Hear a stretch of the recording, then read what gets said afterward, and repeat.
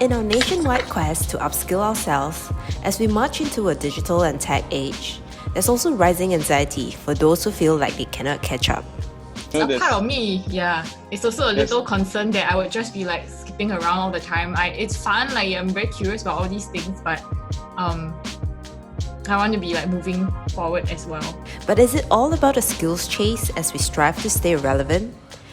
In this episode, we take a sneak peek into a conversation between Huien and Ray, who explore how we make meaning out of aligning identity, skills, and relevance at different stages of our career.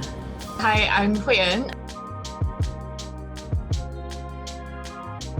This passion for storytelling and wanting to heal and nourish other people. So those are values that I've discovered are quite consistent. But sort of putting that into actual goals in terms of what I do, or even the sort of I don't know what the right word for it is, whether you would use like industries or platforms, is something that I'm still trying to figure out. And I often get asked, how do I start from coming out of film school, running a video TV, sort of like business, small business, to now, doing business consultancy. If I were to think back on the red thread of my story and my, how I moved from one thing to the other, my desire was always to find, what would serve people in terms of creating value that they could take back. When I first came out of uni, I came from a liberal arts college. I didn't really know what I wanted to do. I kind of thought, okay, maybe I'll work in film. And then that didn't end up so well. And then I job hopped quite a bit for the first year plus after I graduated from uni, and had quite a rough run in the film and arts, I would say. So after that 1 year or so, I told myself, okay, maybe it's time to force myself to stick to something that perhaps is a bit more stable, that I may not think I like, but just to see if I could challenge myself to stay with something and see what I could learn from it. That settle and flow is a necessary both and. And so there is a time for farming, there's a time for settling, but there's also that time where we need to kind of go, hey, look, we have this crop, we have this farm, it's given us some stability, that's great. But what happens if all of a sudden the world shifts, something happens? We need that capacity to be able to hunt for what's possible out there as well. And that sort of like ability to do both and is really, really critical to hone as a muscle.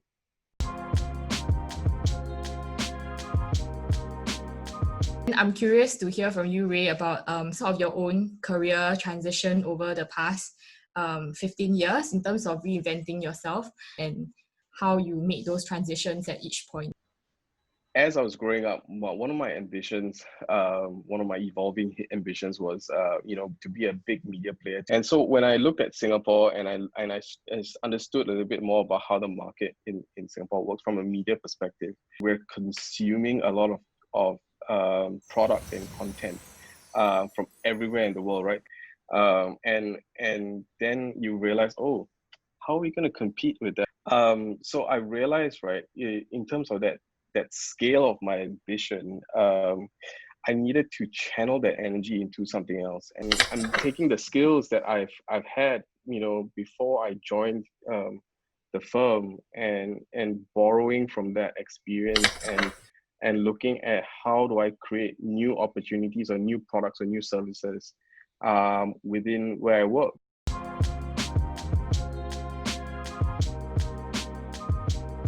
Whatever stage I went on, I kind of had the same story in that I'm here to help you find value for yourself, and how can I be of service to that process, and therefore I would then do whatever it took to deliver on that, using the skills and what I had. And sometimes I realized, you know what, my capacity in this particular craft is limited.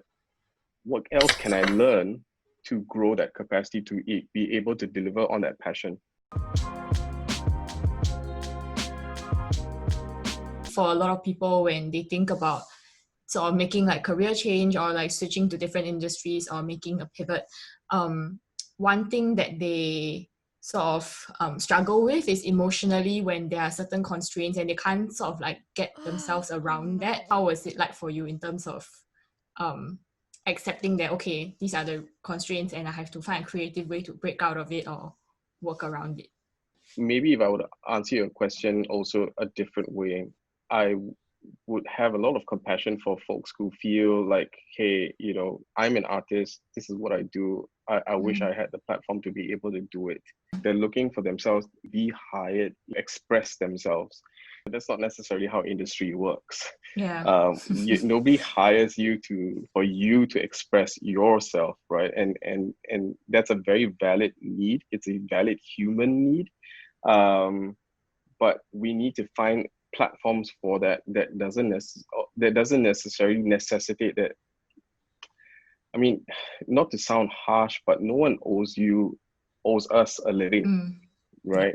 Work I do, the job title I have, the company that hired me, and given me a space to explore and work. I see that as a platform for doing what I enjoy.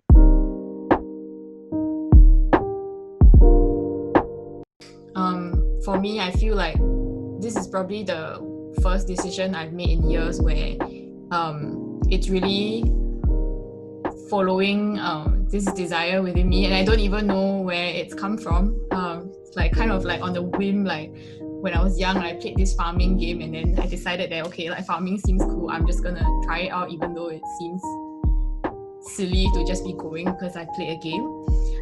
But ever since I've come here, it feels like a lot of things have fallen into place, and I'm starting to understand why it is that I came here, and it's brought me closer to what I feel really matters for me in life, not just work, but for my life in general. And that's why I think it's really important for people to really like dig deep into what it is that they want to do and why that's the case.